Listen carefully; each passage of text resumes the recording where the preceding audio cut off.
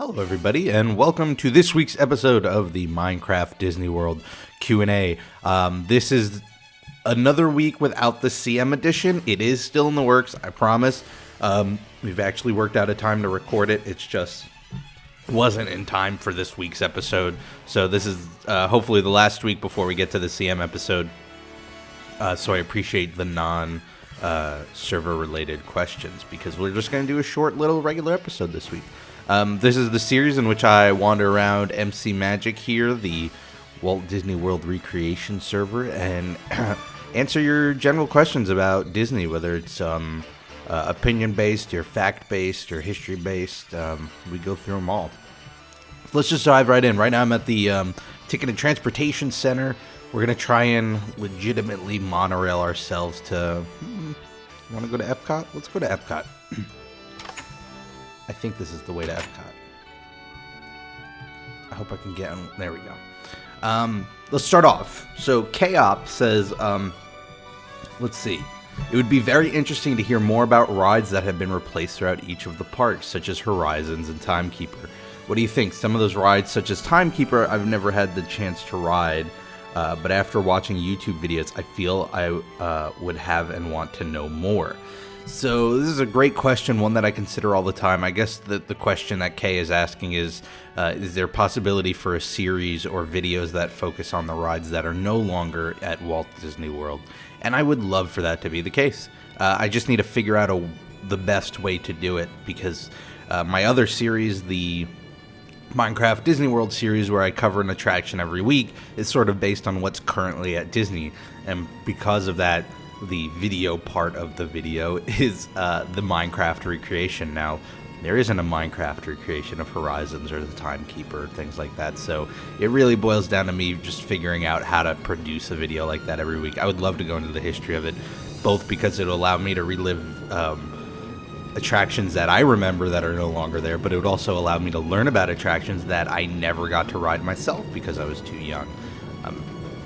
So that's definitely something I'm keeping in mind. It's sort of something I'm doing in a linear fashion because, you know, we will eventually get to the point where there are no more Disney rides for me to cover, and so I'll need something else. And, you know, maybe that's when I'll switch over to doing some, you know, past rides. That track just ends. Dangerous. So thanks for that question. Next up, we have Mark, aka GMR Fan 93, who asks, if I saw Escape from Tomorrow in chat, what is my opinion on the film? So I haven't seen the full movie. I've seen the trailers. I've read about it. You asking that question prompted me to, just before I started recording, look it up, and I saw that it is for sale and rental on iTunes, so I am going to go rent it after I'm done recording and uploading, so maybe next week I'll have, you know, my take on the movie. But if you're unfamiliar with it, Escape from Tomorrow is an independent film. It's sort of like a thriller, creepy, semi-horror movie that takes place at Disney World and follows this family at Disney World. And what's interesting about it is that it was shot at Disney World, and the Disney company had no idea. It was done completely guerrilla style, using consumer-looking cameras, with a crew that did not look like a film crew, and it's become like, that's the buzz for this whole film has been, whoa, they shot a whole feature film in Disney, and Disney didn't know about it, and Disney's not doing anything about it. So while I don't have thoughts on the actual movie, I think there's some interesting facts about the production that I was reading into. They just employed these like little tricks here and there to make it easier to get away with. Like I said, they mentioned using, I believe it was a DSLR camera, which, I mean, is becoming more common in the independent scene anyway, which looks like, you know, those professional-looking cameras, digital cameras, that a lot of tourists use to record. So it looked like they were just recording with their family. But they also did other little tricks to get away with it. For instance, all of the actors kept the script on their phone as a PDF rather than carrying the script around on paper, so it would always look like they were just checking their emails when they were going over the script for what they were about to shoot. Other little things like the crew would enter into the park sort of broken up in a different group, so it never looked like this whole big crew were going into the park. Just stuff like that. Really smart You get a wireless microphone hooked up so you don't need to do the giant boom mic. Now that said, I've read that the movie is okay, but not that great. It seems like more people are talking about, by the way, that's Parkour 2 or Parkour 1. The Parkours usually go over there. It's not that great. It's nothing to write home about. What's more exciting to talk about is how they made it. And Disney is not doing anything about it, and that's actually probably a smart idea. There's something called the Streisand effect, and it's the concept of if you try to silence somebody or something, probably will backfire on you, and it will just become even more popular. And so I think that's what they want to do. And also there's like very shaky legal grounds. A lot of the footage, if I were to put up videos of my home movies, Disney really wouldn't. If I were to put up like a video of my vacation at Disney, for instance, would Disney have a legal ground to take it down just because it shows their buildings?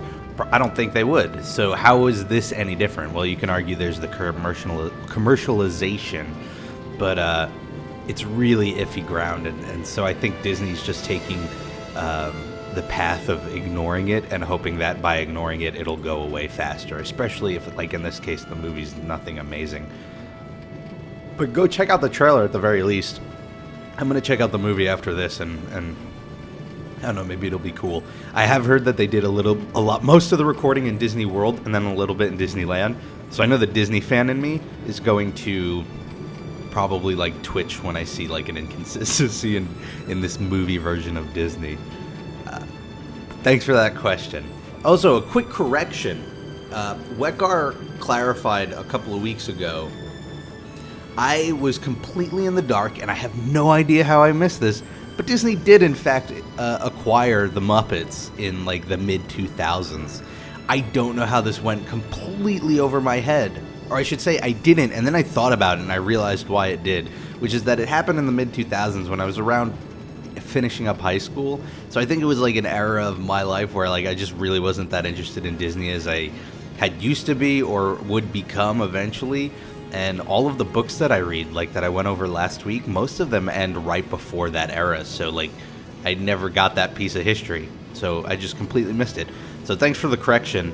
And I love that it was made because I like the constant reminder that, even though I do talk about it on a weekly basis over 2 series, I really don't know everything about Disney. And it's a good reminder to know that because it keeps me wanting to learn more. So, yeah, they do own the Muppets now. But interesting fact, and what I would want to look into is if it was specifically after Michael Eisner left, because then that would be the second case of like a burned bridge that got mended after Michael Eisner's departure from the Disney company. The other one being Pixar. We had a good partnership with them, but it fell apart because Steve Jobs just hated Michael Eisner, and he said he would never sell Pixar to Disney or work with them again so long as Michael Eisner was CEO. And of course, once he's ousted and Bob Iger takes over, what do we see? The acquisition of Pixar. Thanks for that correction.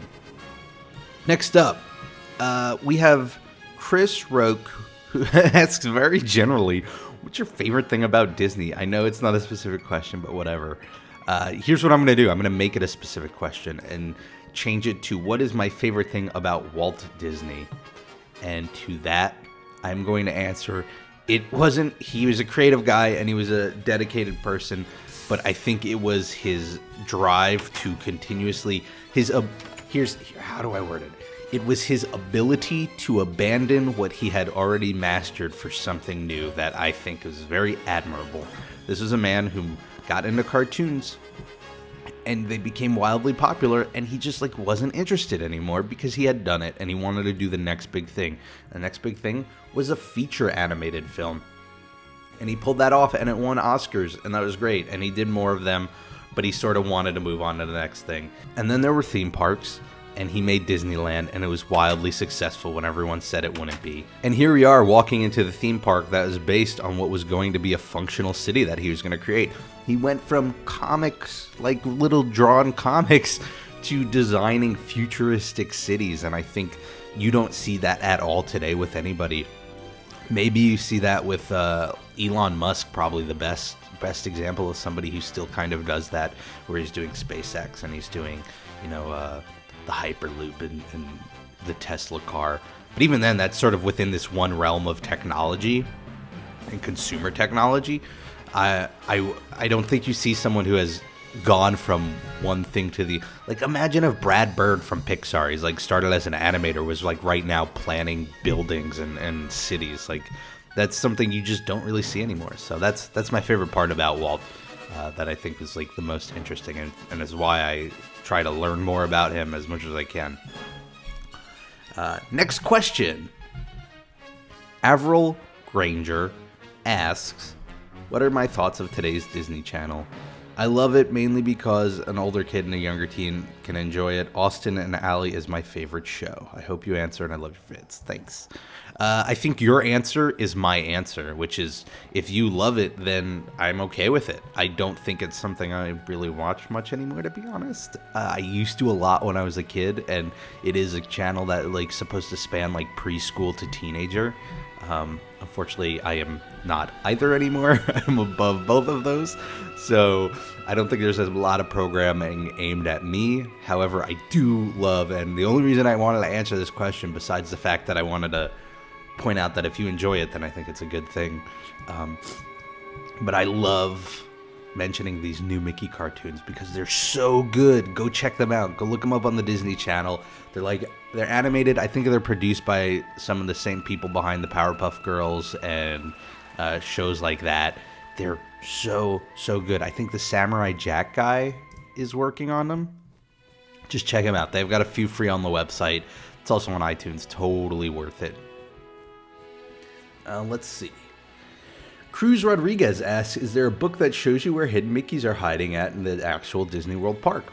Yep, there are. I don't know any off the top of my head, to be honest.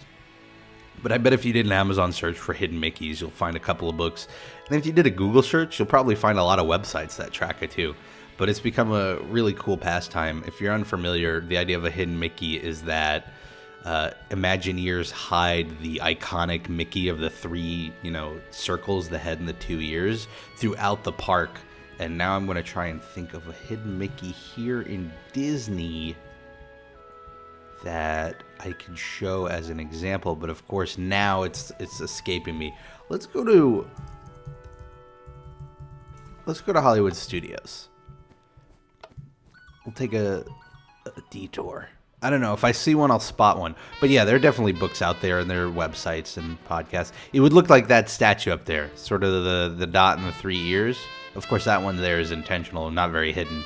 But, it could be in a pattern or in something on the wall. I could tell you one that stands out that I know of, and I don't know why, but this one's just burned into my memory, is that if you go on the Maelstrom in Norway, on that big mural, that big Norway mural before you get on the ride in the queue, I believe one of the people in the corner or in the bottom is wearing a Mickey hat.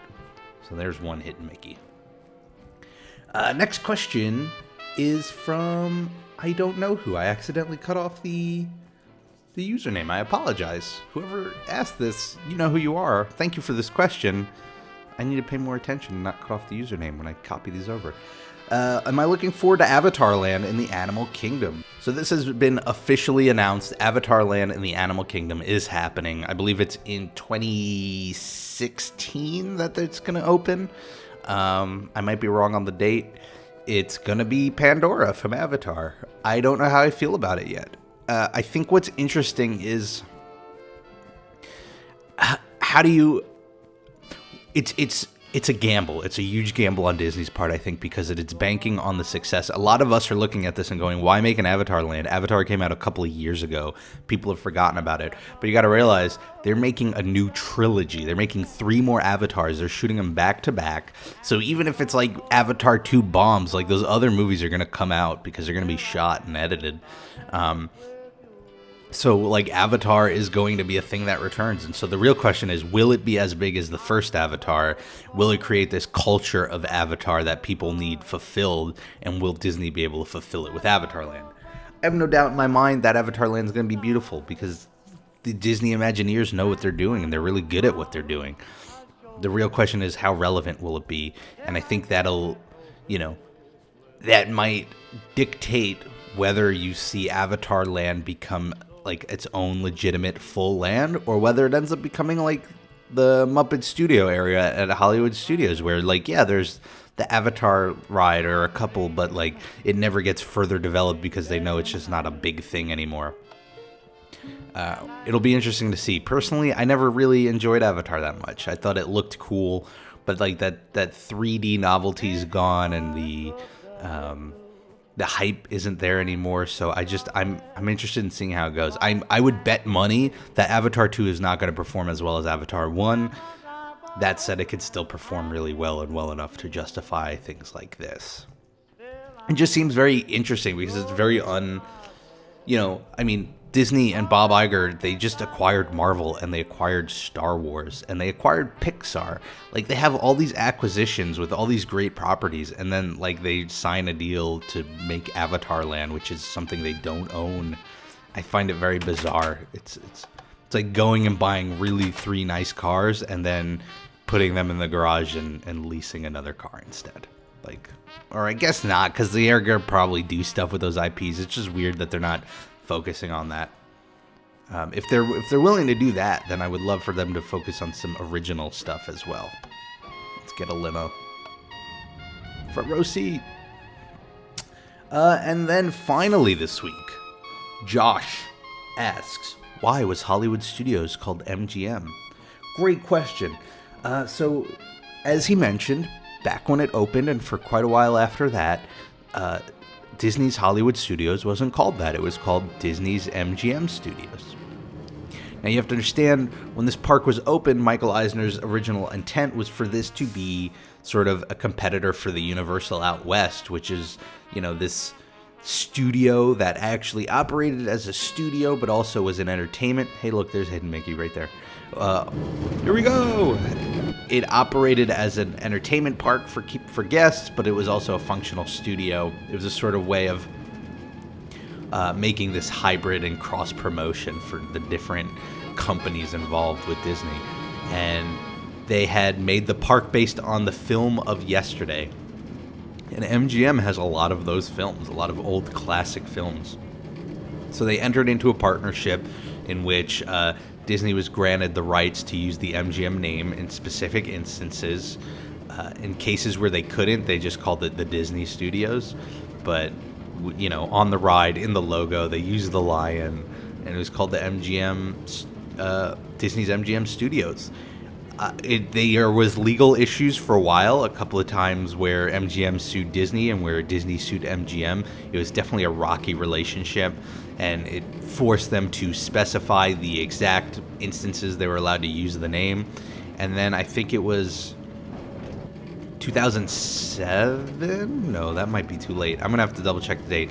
But, around the 2000s, that's when Disney came out and said, we're no longer going to call it MGM. We're going to call it Disney's Hollywood Studios. Their reasoning was that it more properly reflected the direction the park was taking, that the park used to be about the films of yesterday, where it became more about the films of today. And that is, for all we know, the truth, and that's where it starts and stops. It could also be that they were just tired of legal issues with MGM, or they just didn't want to have to share the name with anybody, or they felt like the park could hold on its own. The park changed for sure. Like, it's not really used as a functioning studio. It never really was. I mean, there were a few instances, but it never picked up the way Michael Eisner wanted it to.